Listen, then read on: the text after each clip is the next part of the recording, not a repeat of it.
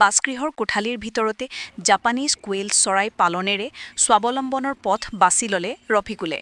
কোয়েল চৰাই পালনৰ ক্ষেত্ৰত এক নতুন দিগন্তৰ সূচনা পৰিছে জাপানী পদ্ধতিয়ে। অতি কম ঠাইত কম মূলধন আৰু নিম্নতম শ্ৰমৰ জৰিয়তে জাপানী কোয়েল চৰাই পালনেৰে অধিক উপাৰ্জনৰ পথ প্ৰশস্ত কৰাৰ ক্ষেত্ৰত গুৰুত্বপূৰ্ণ ভূমিকা পালন কৰিছে জাপানীজ পদ্ধতিয়ে। বাসগৃহৰ কোঠাৰ ভিতৰতো জাপানী কোয়েল চৰাই পালন কৰি স্বাৱলম্বনৰ পথত অগ্ৰসৰ হ'ব পাৰিব সকলোৱে। জাপানী পদ্ধতিত জাপানী কোয়েল চৰাই পালনেৰে নিবনুৱা যুৱকৰে আশাৰ বতৰা কঢ়িয়াই আনিছে ধিঙৰ এজন যুৱকে। ধিঙৰ লালিপথাৰ নিবাসী প্ৰয়াত মন্নাছ আলীৰ পুত্ৰ ৰফিকুল ইছলাম নামৰ শিক্ষিত যুৱকজনে নিজা বাসগৃহৰ 4টা কোঠাৰ ভিতৰতে জাপানী পদ্ধতিৰে পালন কৰিছে কোয়েল চৰাই। অসমত বাহিৰত কোয়েল চৰাই পালন পদ্ধতি প্ৰশিক্ষণ গ্ৰহণ কৰা ৰফিকুল ইছলামে নিজা বাসগৃহত সংলগ্ন থকা 4টা কোঠাত জাপানী কোয়েল চৰাই পৰীক্ষামূলকভাৱে পালন কৰি সফলতা দিশে অগ্ৰসৰ হ'বলৈ সক্ষম হৈছে। মাত্ৰ 30,000 টকাৰ মূলধনেৰে আৰম্ভ কৰিব পৰা উক্ত কোয়েল চৰাই বজাৰত এৰি দিব পাৰিব এমাহৰ পাছতে। তদুপৰি জাপানী পদ্ধতিৰে কোয়েল চৰাই পালনৰ ক্ষেত্ৰত এজন কোয়েল চৰাই পালকে 24 ঘণ্টাৰ ভিতৰত মাত্ৰ 2 ঘণ্টা সময় শ্ৰমদান কৰিলে লাভান্বিত হ'ব পাৰি উক্ত ব্যৱসায়ৰ জৰিয়তে। ৰফিকুল ইছলামে 5 বছৰ পূৰ্বৰে পৰা আৰম্ভ কৰা জাপানী পদ্ধতি কোয়েল চৰাই পালনক লৈ যথেষ্ট আশাবাদী। ৰফিকুল ইছলামে নিবনুৱা যুৱক যুৱতীসকলক চাকৰি পিছে নুঘূৰি এই কোয়েল চৰাই ব্যৱসায় কৰি নিজে স্বাৱলম্বী হোৱাৰ লগতে আনকো পথ দেখুৱাবলৈ আহ্বান জনায়। অধিক জানিবলৈ 6002772709 নম্বৰ যোগাযোগ কৰিবলৈ গ্ৰাহকক ইছলামে আহ্বান জনায়। টুকটুকিৰ পৰা জালালুদ্দিন আহমেদৰ ৰিপৰ্ট। কি কৰে এটা আমি কণী জগাওঁ। কেইদিন ৰাখে কণী? এইটো আপোনাৰ মিনিমাম 16 দিন ইয়াত কণী দিলে হয়, তেতিয়া আপোনাৰ পোৱালি ফুটাৰ ব্যৱস্থা মানে 16 দিন ৰাখিব লাগে। 16 দিন ৰাখিব লাগে ইনকিউবেটৰত 16 দিন ৰাখিলে পোৱালি ওলায়।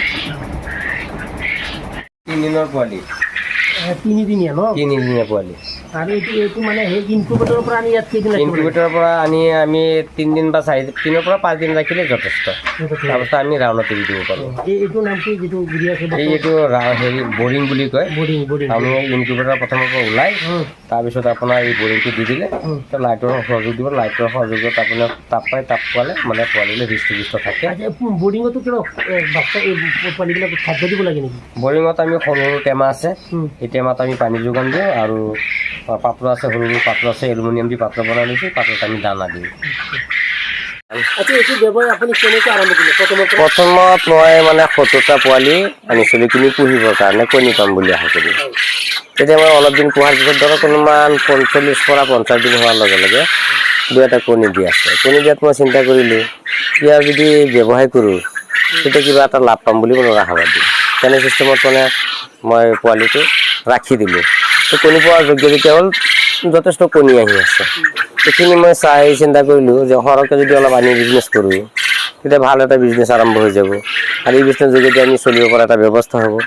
তাৰপিছত মই প্ৰথমত 1000 পোৱালি আনিলোঁ। 1000 পোৱালিত যথেষ্ট মই এটা ইনকাম হ'ল। মই যেতিয়া 3000 পোৱালি মই আনি ইয়াৰ পোহপাল দি আছোঁ তেতিয়া মই দেখিলোঁ 25,000 পৰা 30,000 টকা এটা মাহিলী মোৰ ইনকাম আৰম্ভ হৈছে। এতিয়া মই লাহে লাহে আজিলৈকে মইতো 10,000 পোৱালি ৰাখিব পৰা এটা ব্যৱস্থা হৈছে আৰু ভাল এটা যথেষ্ট ইনকাম। সেই যোগেদি মই ঘৰত অলপ কাম বন কৰিলোঁ, ল'ৰা ছোৱালীয়ে স্কুল পঢ়াই আছোঁ আৰু যথেষ্ট সুবিধা এটা চলিব পৰা ব্যৱস্থা। মই মানে আশাবাদী যদি যিসকল ব্যক্তিয়ে কেৰালা, চেন্নাই বা বাহিৰৰ ষ্টেটত কাম কৰিম যাম বুলি ভাবিছে, 10,000 15,000 টকা মাহিলী কাম কৰিম বুলি ভাবি গৈ আছে বা কৰি আছে, তেওঁলোকে তাত নাযায় মোৰ ধৰে যদি আপোনাৰ 2,000 পৰা 2,500 বা 3,000 পোৱালি তেওঁলোকে পোহাৰ এটা ব্যৱস্থা কৰি লয়। মাহিলী ধৰক এই 2,000 বা 3,000 পোৱালি পুহিলে মেক্সিমাম মানে আপোনাৰ 20,000 পৰা 25,000 টকা এটা তেওঁলোকৰ খৰচ হ'ব। আৰু 20,000 পৰা 20,000 বা 25,000 টকা এটা খৰচ কৰিলে তেওঁ মাহিলী আপোনাৰ 25,000 পৰা 30,000 টকা মাহিলী এটা ইনকাম পাব। গতিকে মই সেই সূত্ৰে ভাবোঁ যে কেৰালাত নোযোৱাকৈ যদি আমি নিজৰ ষ্টেটত ল'ৰা ছোৱালী সংখ্যাটো ৰাখি বা সন্মুখত থাকি নিজৰ ঘৰখন চোৱা চিতা কৰি ৰাখিব পাৰোঁ, লগতে আমি বিজনেছো কৰি যাব পাৰোঁ। এতিয়া কেৰালাত নোযোৱাকৈ আমাৰ ইয়াৰ বিজনেছ ভাল। গতিকে মই গোটেই অসমবাসী ভাই ভনীসকলক মই অনুৰোধ কৰোঁ যাতে তেওঁলোকে এনেকৈ বাহিৰত নগৈ এই পৰা 2,000 বা 2,500 পোৱালি আনি তেওঁলোকে এনেকৈ এটা যদি ব্যৱসায় আৰম্ভ কৰে নিশ্চয় তেওঁলোকে চলিবলৈ কোনো অসুবিধা নহয়। দাদা আপোনাৰ ঠিকনাটো কোনফালে যাবলৈ বস্তু মোৰ ধৰক বেচামাৰী যিটো আমাৰ নগাঁও ডিষ্ট্ৰিক্ট বেচামাৰী বজাৰৰ পৰা যিটো মূৰাবাৰী সংযোগী যিটো PWD ৰাস্তা বেচামাৰীৰ পৰা 1 কিলোমিটাৰ উত্তৰফালে আহিলেই লালিপথাৰ মধ্য লালিপথাৰ তো মুজাহিদুল কোয়েল ফাৰ্ম। আপোনাৰ ফোন নম্বৰটো কণ্টেক্ট নম্বৰটো কিমান? মোৰ কণ্টেক্ট নম্বৰটো আপোনাৰ 6002772709। মানে আপোনাৰ ইয়াত মানে কণীও পাব কোনোবা যদি ইয়াত যদি তেওঁ হয় 1 পৰা 10 দিনৰ পোৱালি পাব লগতে খোৱাৰ উপযোগী মানে পোৱালি পাব হয়। যদি মোৰ পৰা যদি কোনোবাই কণী নিব বিচাৰে এভেইলেবল মোৰ পৰা কণী পাব। যিবিলাক পোৱালি ফুটাবৰ কাৰণে যিবিলাক ভাবে যে মই কণী লাগে তেতিয়া যিকোনো মুহূৰ্তত স্ক্ৰীণত নাম্বাৰ দিয়া থাকিব।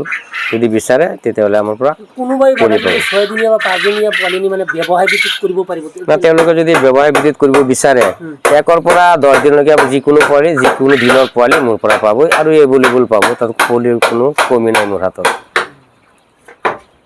শিক্ষিত নিবনুৱা যুৱ যুৱতী যিসকল চাকৰিৰ কাৰণে ঘূৰি আছে চাকৰি নাপায় এনেই ঘূৰি আছে তেওঁলোকক কি আহ্বান জনাব? মই মানে চাকৰি কৰা অসমবাসী ছাত্ৰ শিক্ষিত যুৱ যুৱতীসকলক মই অনুৰোধ এইটোৱে জনাম মানে তেওঁলোকে চাকৰিৰ পিছত নুঘূৰি আৰু পোৱাটো সম্ভৱ। গতিকে তেওঁলোকে এই মোৰ দৰে যদি আপোনাৰ এই কোয়েল পক্ষীৰ চৰাইৰ আপোনাৰ বিজনেছটো আৰম্ভ কৰে তেতিয়াহ'লে আপোনাৰ নিজেও চলিব পৰা এটা ব্যৱস্থা হৈ যাব আনকো এটা সাঁচনি দিয়াৰ কাৰণে এটা তেওঁলোকৰ হাতত এটা ব্যৱস্থা আহিব। আপোনাৰ পৰিয়ালত কেইজন আৰু আপুনি? আৰু এনেও মইতো মোৰ পৰিয়ালত ধৰক মাক লৈ মোৰ 6জন ফেমিলি আছে। এইটো দি মই সম্পূৰ্ণভাৱে এইটো দি চলি আছোঁ।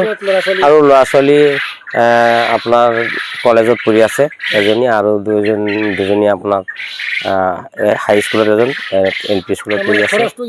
আৰু সম্পূৰ্ণ খা খৰচ ইয়াৰ পৰাই মই দি আছোঁ আৰু ইয়াত যথেষ্ট ভাল চলিও আছোঁ। আৰু এনেকৈ মই প্ৰায় 5-6জনক মই কৰ্মসংস্থাপনৰ এটা সহযোগ তেওঁলোকক আগবঢ়াই দিছোঁ। নিজেও মই যথেষ্ট চলি আছোঁ ভাল আৰু মই 4-5জনক মই কৰ্মসংস্থাপনৰ কাৰণে ব্যৱস্থা কৰি দিছোঁ। যথেষ্ট স্বাৱলম্বী আৰু মই আশাবাদী তেওঁলোকে যদি এনেকৈ কৰে আপোনাৰ নিজে নিশ্চয় স্বাৱলম্বী হ'ব বুলি পূৰ্ণ আশাবাদী মই।